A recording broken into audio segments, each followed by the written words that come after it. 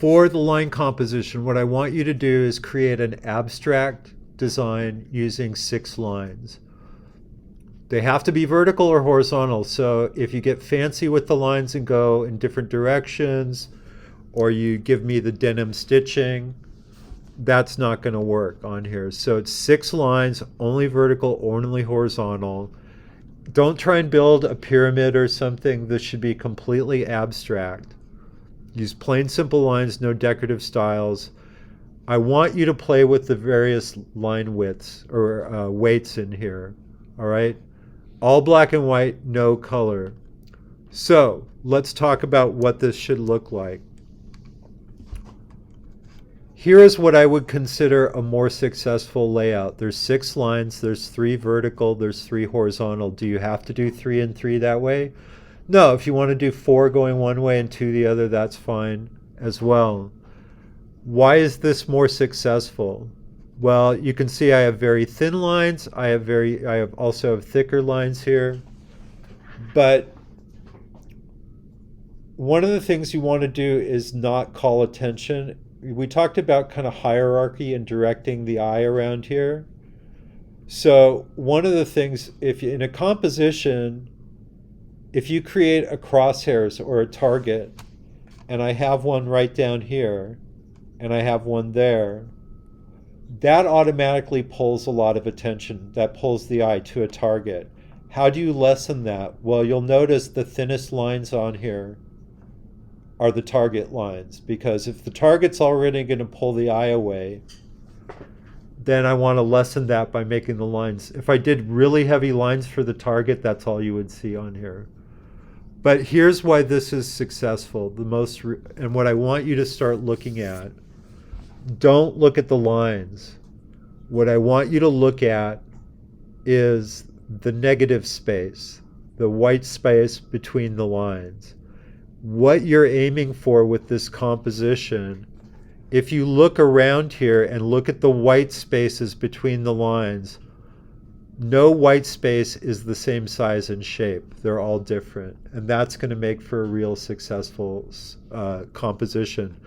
There is no right way to do this. It's up to your eye on here, what looks right to you. But there are things that you can do. Like I said, don't create big targets. Make sure all your white spaces are different. Here's another composition, same thing. 3 vertical lines, 3 horizontal lines. Why is this not successful? Well, it's boring. All right? All the lines are the same weight. There's no variety to it. But look at the white spaces between the lines. This one, this one, this one, this one, they're all approximately the same. And when you have shapes that are about the same, they visually cancel each other out. Same with these 2 shapes. They're very similar to the one over here. So visually, they're kind of canceling each other out. So make sure you vary the weight. Make sure all the white negative spaces are different. And if you do have targets or cross arms on here, either make them lightweight, or you can do what I did here and have it end in a T intersection. All right? Every line must either touch the edge of the page or end at another line. So I've got a T intersection here and here, here and here. There's one here. There's one here as well. There's even one down here. All right? What to avoid?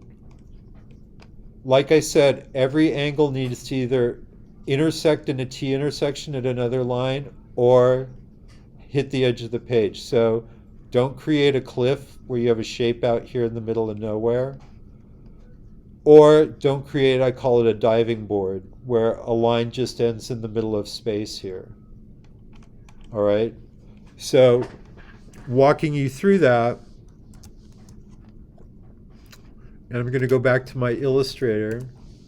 Again, you want to start with the line tool. So I'm going to go back here, the line segment tool. To get horizontal lines, I'm going to just hold the Shift key down, draw one. You can go off the side of the page. When you're done, it will automatically trim it to the edge of the page. So to start, I'm going to do 3 horizontal lines, 3 vertical lines,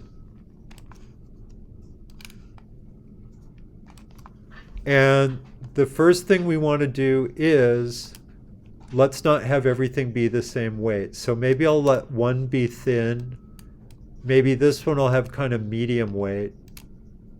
Let's go a little thinner with it. So that's 14 point.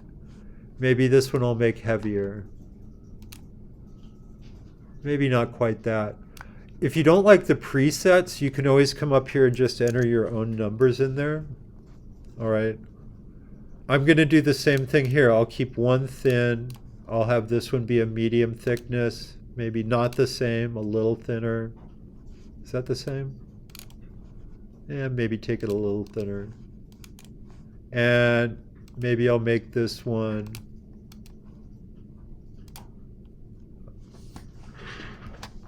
All right, so I've got different thicknesses here.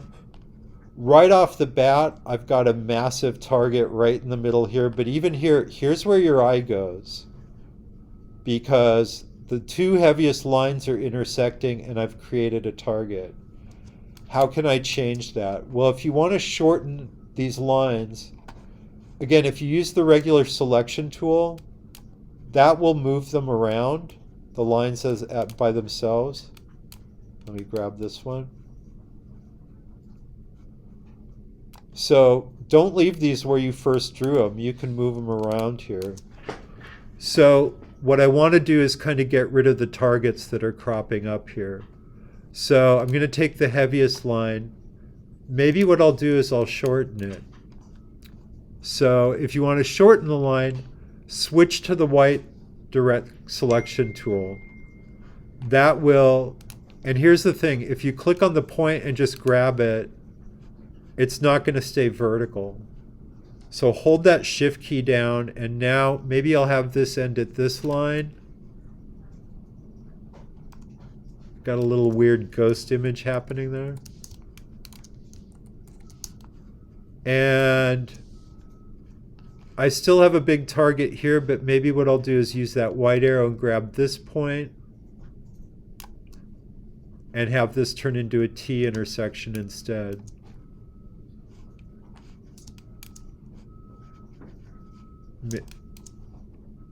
And you're never going to get it right the first time. I'm going to go around here. So now I don't have targets in here. They are T intersections. I have a target here, but because it's the lightest lines, that's probably okay. And let's look at this one here. They gave me the cheapest mouse here. I have another target here. Maybe this will end here. And maybe I don't want any targets at all. Maybe I'll have this one end in a T intersection there.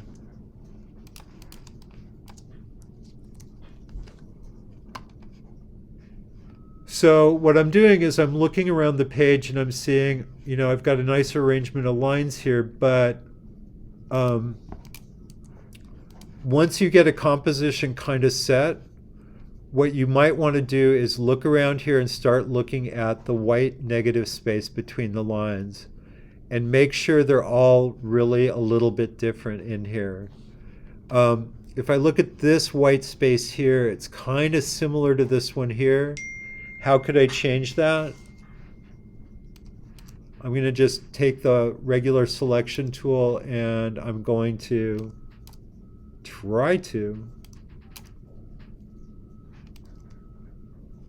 I'm going to move it closer to the edge.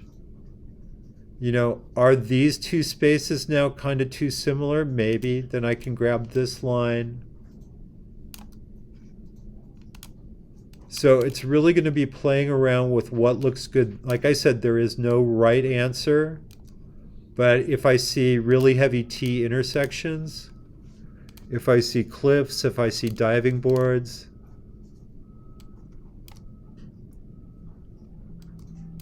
oh, this mouse. They gave me a $5 mouse and it's showing. Can't even grab this stuff. There we go.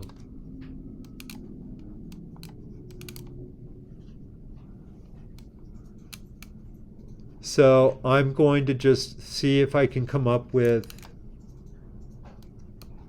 a composition that looks good to me. All right. And I'll be around if you want me to come by and see how your composition looks. You can do that. When you get a composition you're happy with. So I'm looking at this. This width and this width are kind of similar. Maybe what I'll do is bring this down.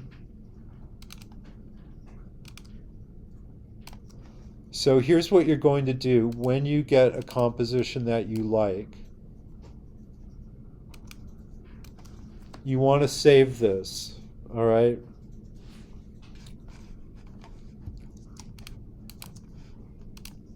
So when you're ready, or if you want me to come around and look at it, I will, but come up here at the very top next to the Illustrator name, come to File, the File drop-down menu, do Save As.